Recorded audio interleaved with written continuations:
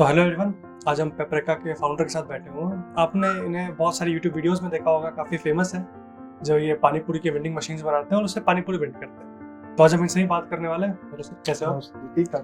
तो आज हम इनसे ही बात करेंगे और जानेंगे इनकी पूरी स्टोरी, इन्होंने कैसे इसके बारे में सोचा, कैसे शुरुआत करी। तो बात करते हैं। हाँ जी, बिल्कुल। जैसे कि मेरे ग्रेजुएशन टाइम पे क्या था, मेरे साथ जो इंजीनियर वगैरह जो थे, हम जैसे पढ़ रहे थे साथ में, तो होता क्या था कि जैसे 6-7 बैक वगैरह इकट्ठी हो जाती थी, तो कहीं ना कहीं वो डिप्रेशन में चले जाते थे। और कईयों ने तो मतलब ऐसा भी किया है कि मतलब सुसाइड करने तक की कोशिश की। मतलब इंजीनियर में क्या था, बड़ा कॉमन सा है। तो ये देखते चले तो थोड़ा माइंड में सेट हो चुका था कि हाँ भैया ऐसा भी हो सकता है।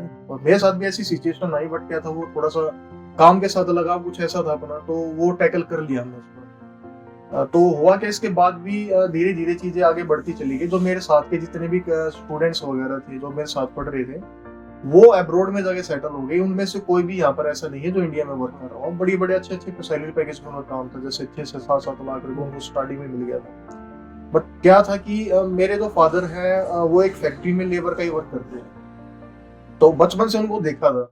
ये तो कहानी सिर्फ मेरे साथ थी कि मेरे फादर जो हैं वो क्या कर रहे हैं और मेरा जो बचपन कैसे बीता है।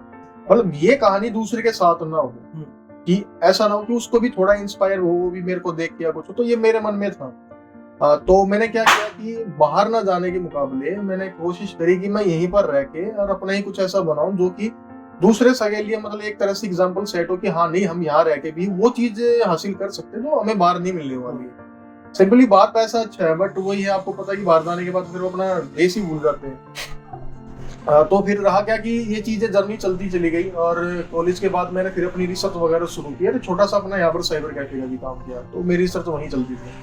अब इंसिडेंट आपका 2019 का, कोरोना से पहले। तो हमने क्या किया, अनुराग ने और मैंने एक स्टॉल लगाया।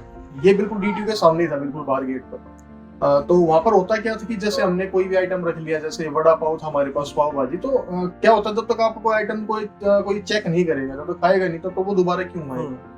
उस चीज को थोड़ा सा बढ़ावा देने के लिए ये था कि मेरे पास थी, मैं टेकी हूँ, तो भाई मैं कुछ चीज बना सकता हूँ, लाइक कोई मशीन टाइप। तो वही मैंने सोचा यार कुछ बनाते हैं। बट टाइम का सबसे बड़ा इशू था कि टाइम नहीं मिल पाना उन चीजों के लिए। तो उसके लिए फिर हमने टाइम निकाला। वो टाइम कब मिला, जब 2020 में आपका जब लॉकडाउन लगा। तो वहां पर क्या है, मेरे पास जो मॉडल वगैरह सब कुछ रेडी था।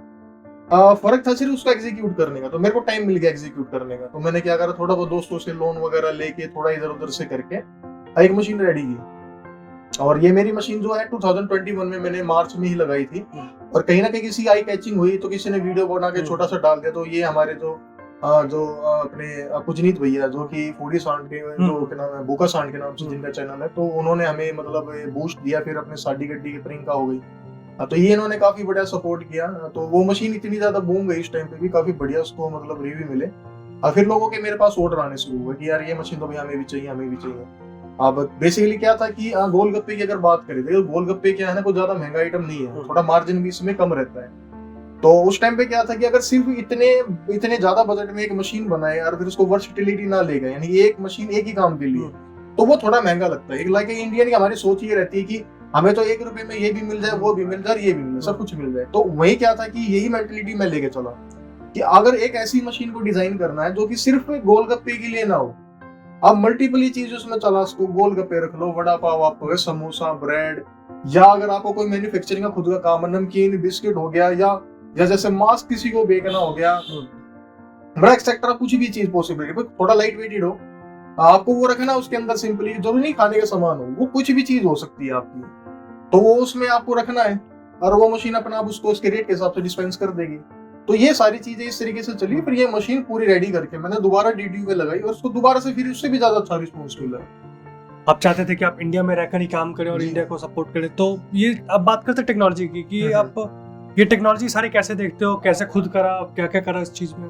देखिए सर, मैं आपको पहले ही बता चुका हूँ कि मेरी जो फैमिली का जो बैकग्राउंड है फाइनेंशियली इतना ज्यादा स्ट्रॉन्ग है। तो मैं एवरेजली किसी को दूसरे को हायर करने से अच्छा था कि मैं अगर खुद ही इसको कर पाऊँ तो मेरे लिए ज्यादा अच्छा था।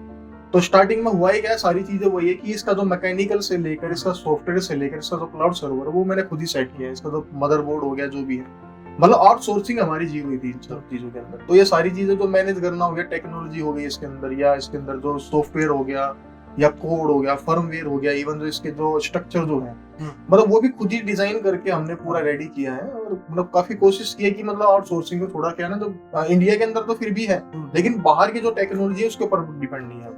और एक आखिरी क्वेश्चन मैं पूछना चाहूंगा आपसे कि आप अपने वेंडिंग मशीन को कहाँ फ्यूचर क्या देखते हो, आप क्या किस लाइन में बढ़ना चाहते हो आगे, क्या क्या सोचते हो आगे, आपकी एक्सपेक्टेशंस क्या और फ्यूचर क्या देखते हो? देखिए सर, फ्यूचर का तो कुछ कह नहीं सकते, बट एक्सपेक्टेशन कुछ इस तरीके से है कि एक ऐसी स्वदेशी मशीन लेके आना जिसको हर कोई अफोर्ड कर पाए। ऐसा नहीं है कि मतलब आपने ले लिया मैंने ले ली, एक जो बिल्कुल ही जो मिडिल फैमिली से भी जो नीचे अपनी जो फैमिलीज वगैरह जो हो गई, जैसे मैंने आपको बताया मैंने एक ठेले पे भी वहां पर लगा के पूरी टेस्टिंग की, खुद भी काम किया मैंने।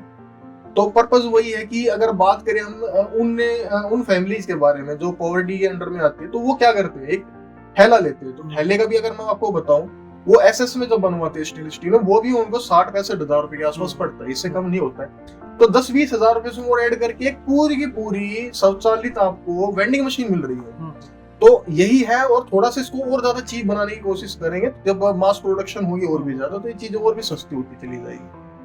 तो बाकी हर जगह जो भी आपकी जितने भी फूड वेंडर हो गए या स्ट्रीट वेंडर हो गए या जितनी भी जगह, मैं चाहता हूँ कि मतलब ये मशीन इतनी अफोर्डेबल हो जाए कि आदमी से सोचे और खरीद ले। लगे जैसे मेरे को बिस्किट लेना है तो बिस्किट के लिए कोई ज्यादा सोचता नहीं है, गया मार्केट में और लेके आ गया। उसी तरीके से ये मशीन हो जाएगी कि आप गए और आपने खरीदी और यूज करना शुरू कर दिया। तो ठीक है, ये थे हमारे साथ पेपरेका के फाउंडर, और अब आपको एक मशीन हम चला के दिखाएं कि वो काम कैसे करती है।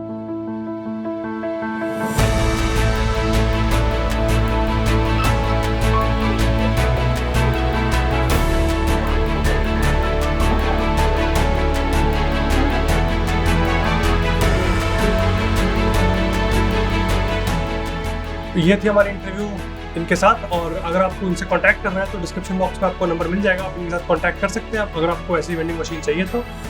ये था इस वीडियो के लिए, धन्यवाद, मिलते हैं।